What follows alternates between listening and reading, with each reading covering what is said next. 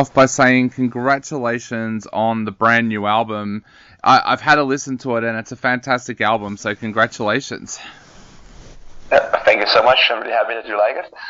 So, mate, tell us a little bit about this album. Did you guys have any goals or anything in mind when you first started to sit down and work on this album?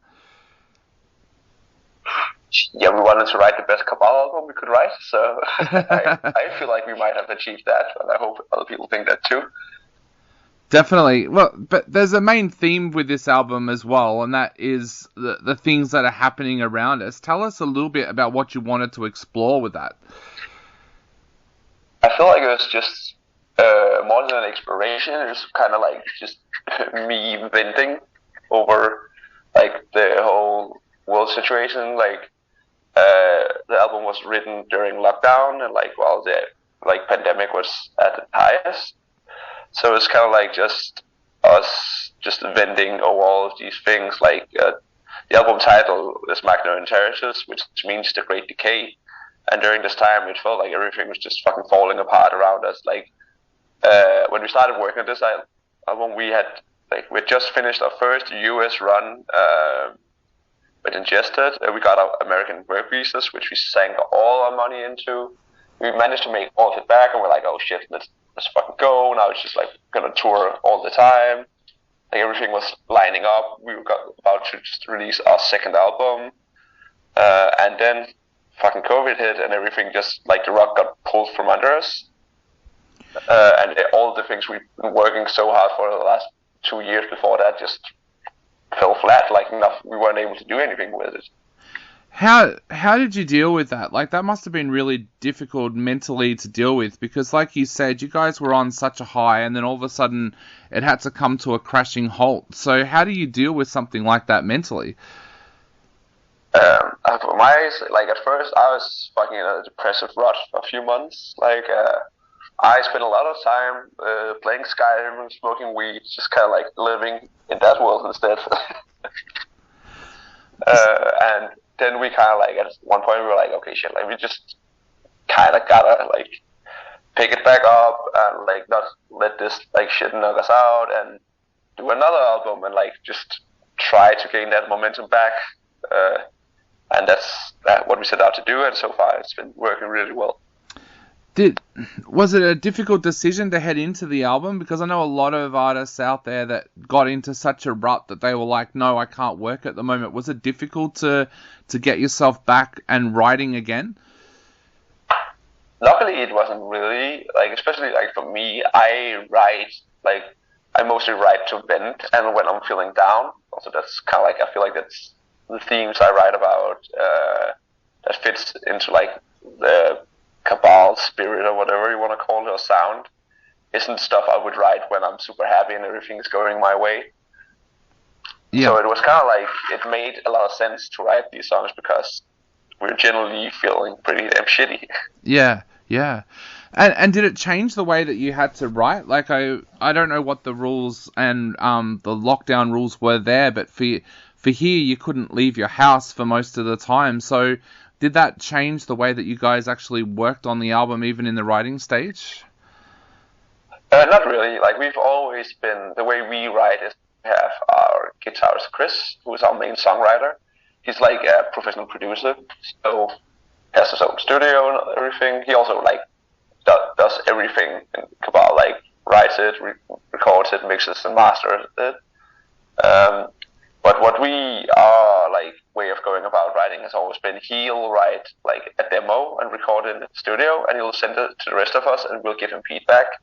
And once everybody's kind of like happy with that, I start writing the lyrics for it, and I'll go to the studio with Chris and lay down the way I think the vocals should flow, send it to the guys, they'll give me feedback, we'll do some edits, and then we have a song. So we were pretty much able to just do that like during COVID. Like, we couldn't meet up at first, but we were still in the initial like writing process. That didn't even matter.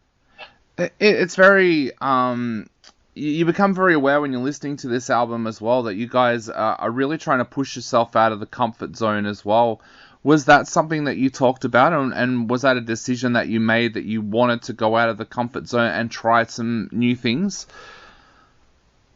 Yeah, for sure. We we have this thing where we don't want to write the same album twice. That's, as creative people, that's not really fun for us. Like, why would I do?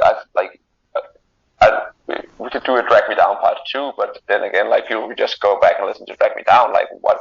I don't really, like, in my head there wouldn't be any really meaning for me to, like, I can't really see why I would do that. Like, yeah. So we kind of like just want to. It's more fun to be like, okay, what would happen if we did this thing, like introduce this element into a song. So for the listeners out there who haven't heard the album yet, I've had the chance to listen to it, but they haven't. What are some of the things that they can expect to hear on this album that's a little bit different? I feel like at least one song will like take you a place that's very different, like, where it almost goes like into like this weird industrial techno synth part. Yep. That I think a lot of people didn't see coming, but they won't expect when they put on a deathcore record.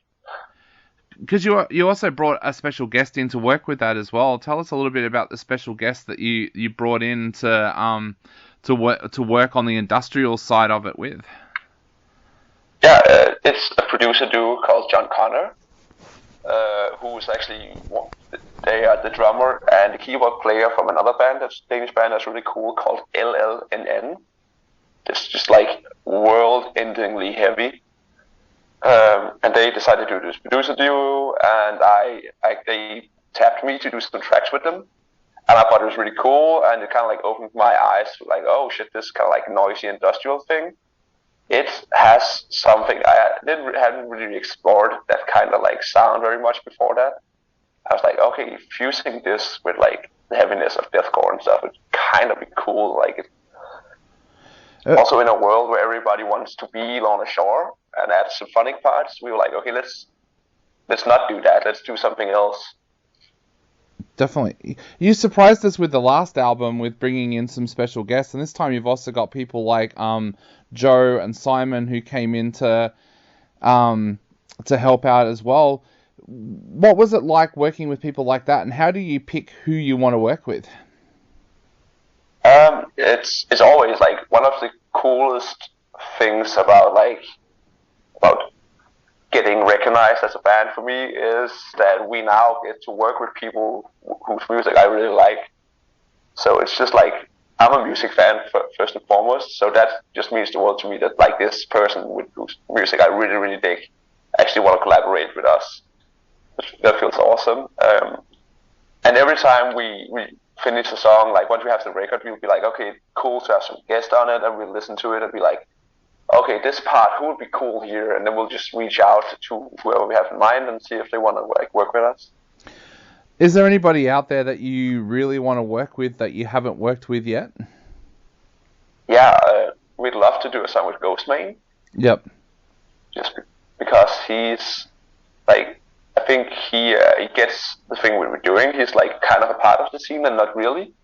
And I think he could kind of like give something really unique, which is kind of like a lot of the time was what we search for, like someone where if we add them to the track, they'll kind of like add their own flavor. We try to like, we kind of, it shouldn't just sound like me, if that makes sense. Yeah. And like Chris produced as well, like he has with the previous albums. Yeah. Has there ever been a push there to go out and work with another producer, or do you feel that working with Chris, because he's inside the band, is the best way to go about producing, mixing, and mastering? Yeah, I mean, like sometimes it's actually been Chris bringing up like maybe we should get somebody else into, like, if he sometimes feels like I don't know what to do, but I think like most of us, we know that nobody's gonna put as much like time and blood, sweat, and tears into like making this the best like sounding record ever as he will, because it's kind of like his brainchild. So sometimes we talk about it, but in the end I don't think we'll find anybody who will like be as into everything, in tune with everything that's happening as Chris is, because he is like doing it from A to Z. So definitely, yeah. And now, with the album coming out, what are the plans for the future? Are you guys hoping to get out onto the road now that everything's opened back up and playing these new tracks live as well? Yeah, that's definitely the plan. Tonight we're playing at a cruise ship. This is gonna be fun. Okay. And then next week we'll be heading out on the Never Say Die tour, all over Europe and the UK with Suicide Silence, After the Burial, Currents, Spite, Invent Animated Boundaries. Then we're doing a handful of like Danish release shows, like just in the bigger cities of Denmark. And then after that, we're going on the tour with Dying Fetus and Nasty and Frozen Soul. Then we have some festivals planned for the summer, and hopefully get some more tours during spring. So yeah, it's looking pretty busy so far, and we hope it gets busier. So are you excited to play these new tracks live? Yeah, very much. I like writing music. The creative process is really cool, but I basically do all of this. Everything I do is so we can get those like 30 minutes on stage playing our songs to people and watching like them go fucking ape shit. Yeah. Well, the album is out now, and it's getting great feedback from all of your fans, and of course the singles have been doing so well on our show. Was there any nervousness bringing out this album because there were some different sounds in there to what your fans had heard before? Yeah, I'm always, like the week before a release, I'm always, even with single releases, kind of anxious and antsy. I'm like, oh fuck, like, what if people hate this and it just flops? I know, like, we write music for like ourselves first and foremost, but we also do care if our fans like what we do, because you also put so much of yourself into it. So if everybody would just hated it, I feel like that'd be kind of hard to deal with. Yeah. Well, it seems like everybody is absolutely loving it, so you've got nothing to worry about. And I know that we're running out of time. So to finish off, what would you like to say to all of your Australian fans out there before they take a listen to the album? And also, is there any chance that we might see you guys in Australia sometime in the future as well? First and foremost, I would like everybody to listen to the album. That's kind of like my only thing. That would make me so happy if everybody did that. And if you really, really like it, please buy it and support us. That really means, like, it goes a long way every time we sell a record. And yeah, come out to a show if you come out. We really want to tour Australia, but we need to find the right opportunity.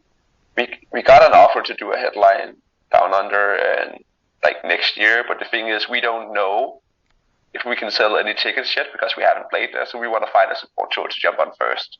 Definitely. Well, mate, we are definitely looking forward to the day that you guys come to Australia. But for now, on our show, we're going to take a listen to one of the brand new singles off this album. And again, thank you so much for chatting to us, and congratulations on such an amazing album.